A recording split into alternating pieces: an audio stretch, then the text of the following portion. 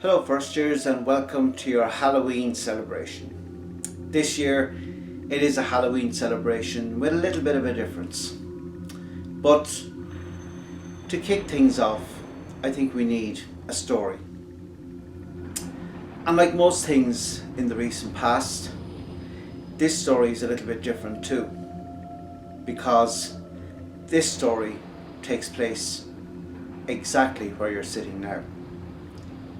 So sit back, relax, make sure everybody is sitting down and relaxed. Good. Right, so listen carefully as we tell you this story. Now, you won't have heard this story before because even if you've had brothers or sisters or relations in our school, they won't have told you this story because not everybody knows this story. Some students do, some staff do, but only those who've had experiences of what I'm about to tell you. So our story goes back to the early 1920s, before there was ever a school on this spot, because on this spot there was a house. There were a few houses around, but this house stood out. It was belonging to the Moriarty family. And they were a fairly prominent family within the town. They ran a local business in Enniscorthy as well, a drapery shop where they would have sold different household items. So the family lived here in this spot for quite some time until things started to happen in the house. Now, it wasn't like a haunting that we might know today, where televisions might go on and off, or pictures might fall off the walls. Obviously back then they had no television. So this was different. Things were going missing. Things were being misplaced. People were getting sick, which wasn't good at all. You see, the battleground for a lot of the 1798 rebellions, which happened around Enniscorthy and on Vinegar Hill, would have started around this whole area where we are now. This pathway would have led the rebels towards Vinegar Hill. So many people might have died on this very spot.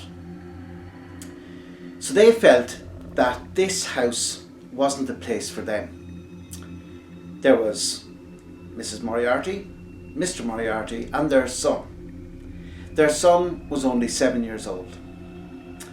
They felt they had to leave, and they did. They left the house one night in the dead of night and left it exactly as it was. The people in the area weren't sure where the family had gone. They had just disappeared overnight. Now the thing is that little Tom, apparently from reports from around the area from years and years ago, he wasn't happy about leaving the house. In fact, he never wanted to leave. This is where his toys were. This is where he knew where he was, where his school was and everything. And Tom got very angry about this. That leads into our story a little bit later on, which brings us up to today. So obviously the house was knocked down many years ago. Our school was built here in 1985, this section of the school, not the new section, this section where we are now. And ever since then, things have happened in the school. Caretakers down through the years have come into the school and found things not where they were left the day before.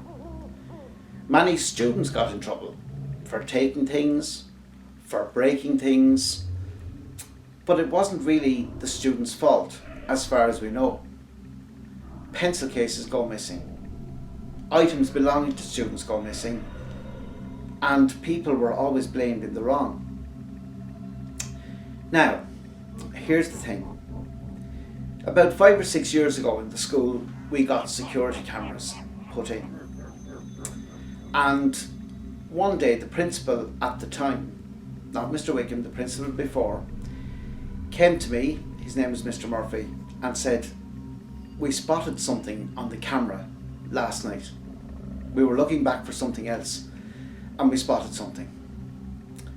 And what you're about to see now is the security footage that we found. This happened at about 3:30 in the morning, so obviously nobody else was around at the time.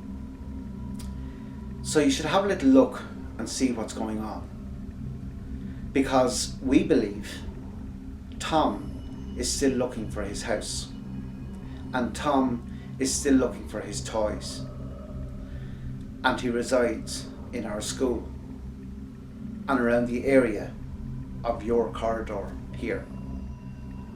And this is why people are afraid to talk about it, because they might think that people are laughing at them for saying it. So let's have a little look at the footage and see what happens.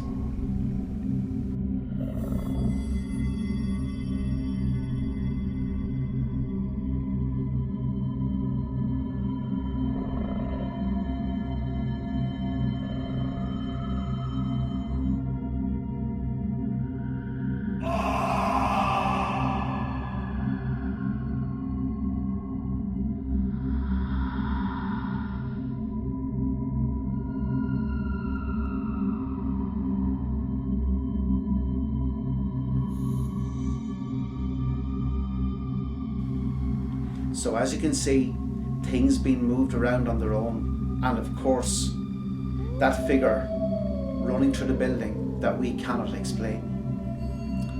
It's believed that Tom was looking for a toy of some sort, and we believe he's still looking for it to this day. So if at random you happen to see a toy around the place that's there for no reason, it could be Tom's. We're going to try one more little thing though.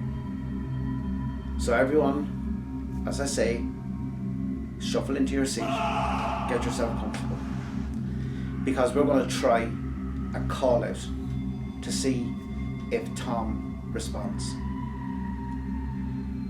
Teachers have heard, and caretakers and cleaners have heard a tapping noise. They say of 4 taps. I've never heard it myself, but they say that sometimes when the name is mentioned, they hear the taps. So let's have a try. Here we go. Put your hands on your knees, sitting up straight in your chair. I'm going to do the call out for you. Tom, if you can hear us, tap now.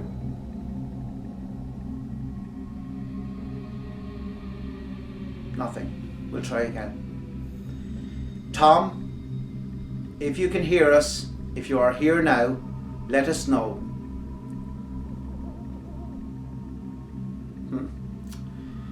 Not much happening today then. I thought we might get a response when we were talking about this.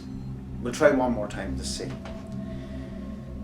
Tom, if you can hear my voice, tap now.